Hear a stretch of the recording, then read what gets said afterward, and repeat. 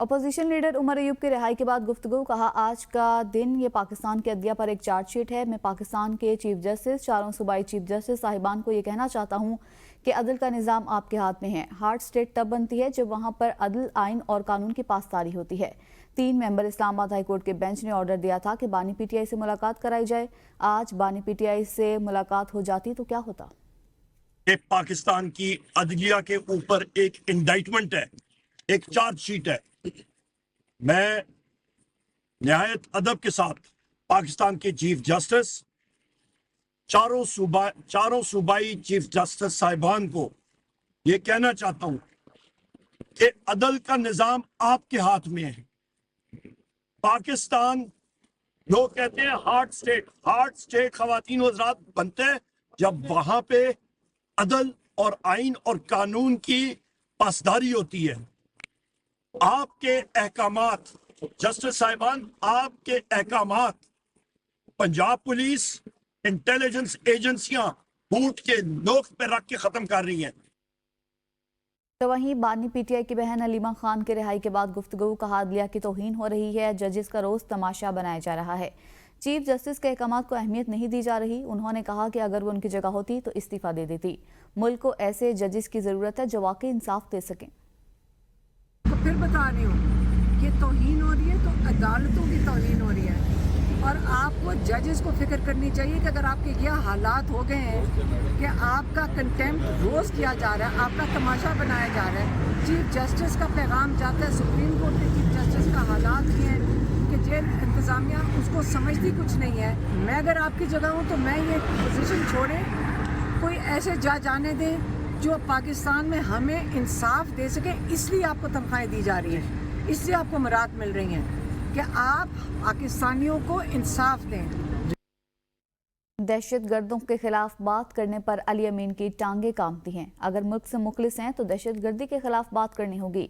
वफाकी वज़ीर इत्तलात अता तारर का कहना है कि 9 मई वालों ने अपने ही मुल्क पर हमला किया और इमलाक तबाह की। शोहदा की यादगारों की बेहरमती की खबरें देखकर रात भर सो न सका। गुज़िश्ता दौर फसायत का था, मैंने कहा था ये भाग जाएंगे और वो सच साबित हुआ। पीटीआई वाले नस्ल दर नस्ल गुलाम हैं और रहेंगे। उनका कहना था कि ये लोग ना तो मुल्क से और ना ही पार्टी से मुखलिस हैं। खैबर पख्तूनख्वा में अमन और अमान पर क्यों तवज्जो नहीं दी गई?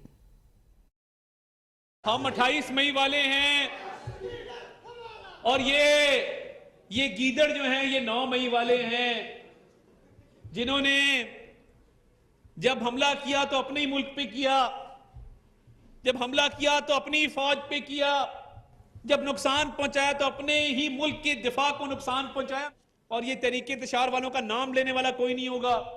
आप देखेंगे इंशाल्लाह ताला कोई नाम लेवा नहीं होगा इनका। ये बड़ी टिकटॉकें बना लेते हैं, ये बड़ी पोस्टें कर लेते हैं।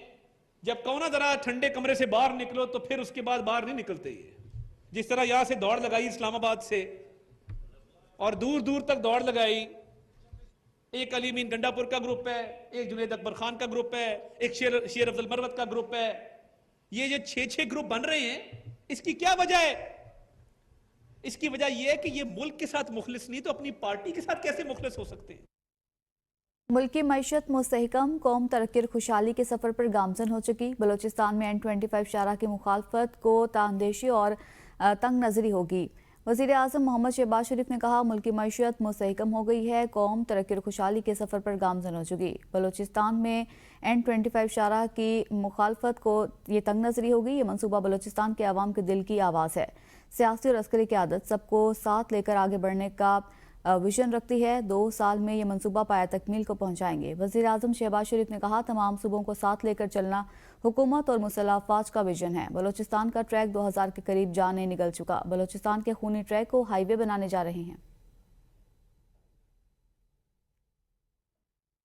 स्पीकर हाउस पेशावर में पीटीआई खैबर पख्तूनख्वा के रहनुमाओं की गैर रस्मी मुलाकात हुई। बाबर सलीम सवाती की मेज़बानी में पार्टी कायदीन की मुशावरती बैठक हुई।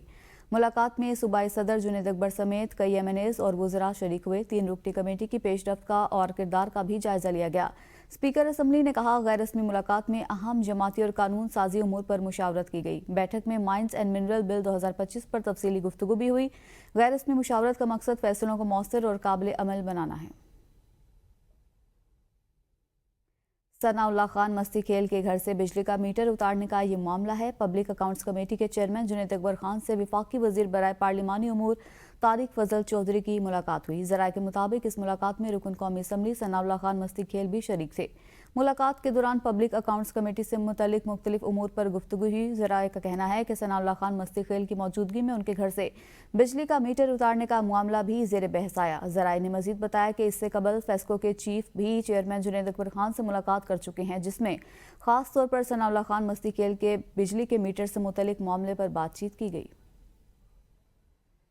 खैबर पख्तूनख्वा में 2 लाख से जायद मुस्तहिकीन का ताहाल रमज़ान पैकेज से महरूम होने का इंकशाफ। ईद गुजर जाने के 3 हफ्ते बाद भी मुस्तहिक अफराद 10,000 रुपये के पैकेज की राह तकते रह गए। रवा साल 10,16,395 खानदानों को 10,000 रुपये फीकस रमज़ान पैकेज देने का ऐलान किया था। ऐलान के बावजूद फहरिस्तों में शामिल हज़ारों अफराद के नाम, शिनाख्ती कार्ड नंबर दुरुस्त नहीं। मुस्तहिकीन के दूसरे अहम मालूमात में फ़र्क की वजह से ये पैकेज बरवक्त तस्लीम नहीं हो सका। सुप्रीम कोर्ट के आईनी बेंच में 2 जजेस का इजाफा। जस्टिस अली बाकर नजफी और जस्टिस अकील अहमद अब्बासी को 26वीं आईनी तरमीम के नतीजे में बनने वाले आईनी बेंच का हिस्सा बना दिया गया। चीफ जस्टिस याहिया अफरीदी की ज़ेर सदारत जुडिशल कमीशन इजलास के दौरान आईनी बेंच में कसरत राय से 2 मजीद जजेस को शामिल करने की मंजूरी दी गई। जस्टिस मंसूर अली शाह, जस्टिस मुनीब अख्तर ने जजेस तैनाती की मुखालफत की। चीफ जस्टिस ने भी जस्टिस अली बाकर नजफी को वोट नहीं दिया। जस्टिस अकील अहमद अब्बासी को 8 और जस्टिस अली बाकर नजफी को 7 वोट मिले। नए जजेस की शमूलियत के बाद सुप्रीम कोर्ट आईनी बेंच में जजेस की तादाद 15 हो चुकी है। जस्टिस अली बाकर नजफी ने गुज़िश्ता रोज बतौर जज सुप्रीम कोर्ट अपने ओहदे का हल्फ लिया था। और कायनात में जिंदगी की तलाश, साइंसदानों को दूर दराज सियारे पर जिंदगी के आसार मिल गए। K2-18b नामी सियारे की फ़िज़ा में ऐसे मॉलिक्यूल्स की मौजूदगी का इंकशाफ हुआ है जो ज़मीन पर सादा जानदारों से पैदा होते हैं। सियारा ज़मीन के साइज़ से 2.5 गुना बड़ा और हमसे 700 ट्रिलियन मील दूर है। कैम्ब्रिज की एक टीम ने 218b नामी सियारे की फ़िज़ा का मुताला करते हुए ऐसे मॉलिक्यूल्स की मौजूदगी का सुराग लगाया है जो ज़मीन पर सादा जानदारों से पैदा होते हैं। नासा की जेम्स वेब स्पेस टेलीस्कोप के जरिए सियारे की फ़िज़ा में ज़िंदगी से वाबस्ता ये दूसरा और ज़्यादा उम्मीद अफजा केमिकल है, लेकिन टीम और आज़ाद माहिरीन फ़ल्कियात इस बात पर जोर देते हैं कि नताइज की तस्दीक के लिए मज़ीद अदादोशुमार की ज़रूरत है। K2-18b ज़मीन के साइज़ से 2.5 गुना बड़ा है और हमसे 700 ट्रिलियन मील दूर है।